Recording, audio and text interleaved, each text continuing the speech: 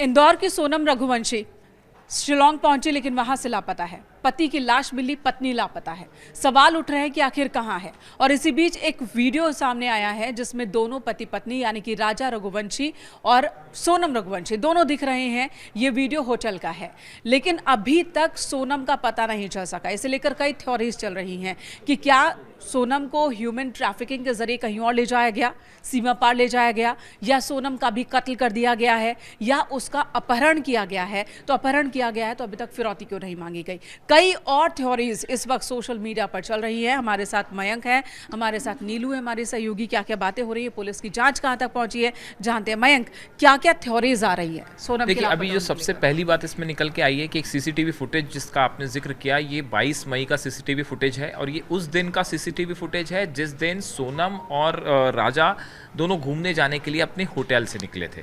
अब देखिए, इसमें जो गौर करने वाली बात है, ऐसे केसेस में जब भी कोई वीडियो सामने आता है, सीसीटीवी फुटेज सामने आता है, तो उसमें साथ में एक सुराग भी सामने आता है। जो कपड़े इसमें दिखाई दे रहे हैं सोनम ने पहने हुए हैं, ये वो शर्ट नहीं है जो कि डेड बॉडी के पास से मिली है। देखिए, इससे ये बात साबित होती है कि जो शर्ट मिली है वो शर्ट सोनम की नहीं है। पहले ये बताया जा रहा था कि राजा की डेड बॉडी के पास एक शर्ट मिली है जो कि सोनम की हो सकती है, लेकिन इस सीसीटीवी के बाद ये बात साफ हो गई है कि पहली बात की वो शर्ट अब सोनम की नहीं है, यानी कि वो जो रैंडमली किसी और की हो सकती है। और साथ ही वो जो जगह, वहां इस तरह के क्राइम पहले भी हो सकते हैं। अब ये आशंका और गहरा गई। ठीक है, इसके अलावा जो थ्योरीज की आपने बात की, 4 बड़ी थ्योरी हैं। पहली थ्योरी जो आपने बताया, क्या ह्यूमन ट्रैफिकिंग हुई है और क्या सोनम को बांग्लादेश ले जाया गया है।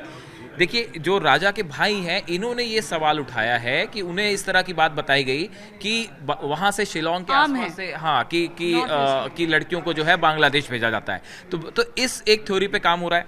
दूसरा ये है कि क्या किडनैप हुआ है, क्या ऐसा कि हुआ कि राजा की हत्या कर दी गई और सोनम को किडनैप कर लिया गया। अगर किडनैप किया गया तो उसका मोटिव क्या है, कोई रैंसम तो मांगी नहीं गई है, फिर किडनैप करने की वजह क्या है। तीसरी बड़ी थ्योरी, क्या सोनम का भी मर्डर हो गया है, और अगर सोनम का मर्डर हुआ है तो डेड बॉडी कहाँ है। क्या वो ऐसा इलाका नहीं है जहां से डेड बॉडी उठा के कहीं बहुत दूर ले जाई जाए, वो भी फिर राजा के जहां डेड बॉडी मिली उसके आसपास ही होनी चाहिए थी।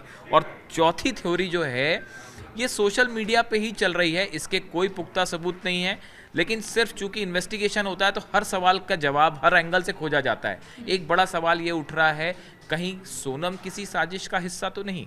इस बारे में हम फिर से कह रहे हैं, इस बारे में अभी कोई ऐसी जानकारी नहीं है सामने, लेकिन पुलिस जब भी इन्वेस्टिगेशन करती है, जिन हालात में सोनम लापता है, हर थ्योरी से पुलिस जांच करती है। तो अब एक जांच की थ्योरी ये भी है कि क्या सोनम किसी बड़ी साजिश के तहत तो गायब नहीं हुई है। हालांकि इसके बारे में अभी कोई जानकारी नहीं, और ना तो परिवार की ओर से ना पुलिस की ओर से ऐसी कोई बात रखी गई है सामने, लेकिन ये थ्योरी चल रही है सोशल मीडिया पर। ह्यूमन ट्रैफिकिंग का एंगल यहाँ पर बहुत मजबूत दिख रहा है, क्योंकि ये जो इलाका है नॉर्थ ईस्ट का, इस इलाके में ह्यूमन ट्रैफिकिंग आम बात है। यहाँ बहुत बड़ा क्राइम है। इसे लेकर और क्या क्या बातें सामने आई नीलू? देखिए, मेनका जिस तरह से मयंक ने भी बताया कि 3-4 थ्योरी है, उस पर पुलिस लगातार आगे अपनी जांच को बढ़ा रही है। क्योंकि देखिए, पुलिस अगर जांच करती है तो हर एंगल को तलाशती है।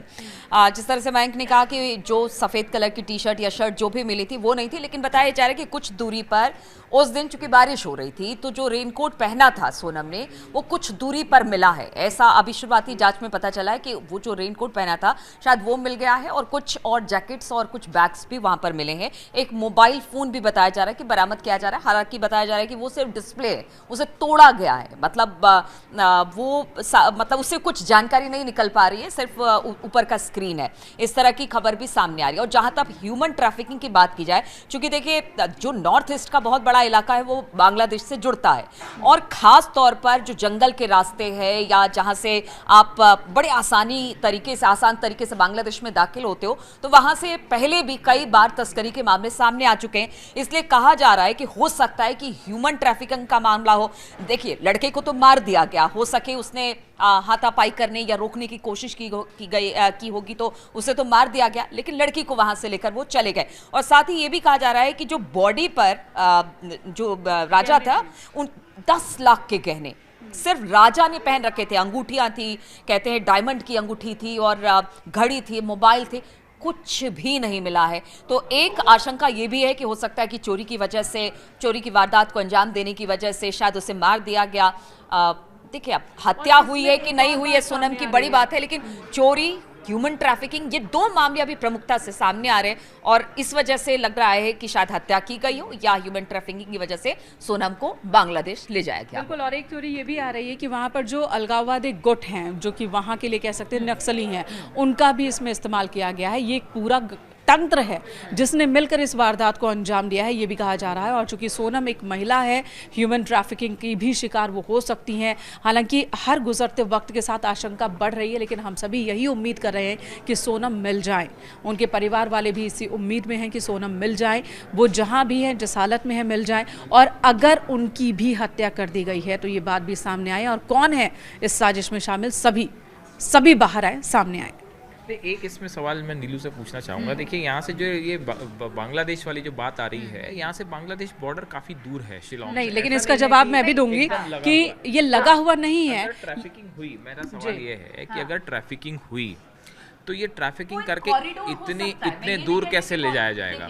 एक कॉरिडोर हो सकता है। जब एक जिस तरह से ये बता रही हैं कि वहाँ जो लोकल संगठन है या वहाँ पर आप ऐसे भी जानते हैं कि जो ट्राइबल्स हैं, बहुत सारे ऐसे हैं जो कि अपराध में लिप्त है, गरीबी बहुत ज्यादा है। मैं ये नहीं कह रही कि वहाँ के ज्यादातर लोग हैं, लेकिन ये जो सांगठनिक अपराध जिसको कहते हैं वहाँ पर है, फिक्स है। और वहाँ की लोकल पुलिस को भी पता होता है कि कहाँ से उन्हें किसे शिकार बनाना है, फिर उसे पहले स्टॉपेज पे कहाँ ले जाना है, फिर आगे कैसे ले जाना है, और नेपाल बांग्लादेश की सीमा का कैसे इस्तेमाल करना है इस ट्रैफिकिंग में। परिवार अगर सीबीआई जांच की मांग कर रहा है तो ये बिल्कुल ठीक बात है, और इस मामले की सच तभी सामने आ पाएगा जब इसकी सीबीआई जांच हो। बहुत गंभीर जांच। मंत्री ने खुद संज्ञान लिया, अमित शाह ने संज्ञान लिया है। देखिए, वो खास तौर पर वो जानते हैं कि उस तरफ का इलाका क्या है, वो जानते हैं कि किस तरह से ह्यूमन ट्रैफिकिंग होता है या पूरा ये मामला है। तो उनको भी लग रहा है कि ये मामला संदिग्ध है, इसलिए इस मामले की जांच होनी चाहिए, क्योंकि ये पहला मामला नहीं है। इससे पहले भी कहा गया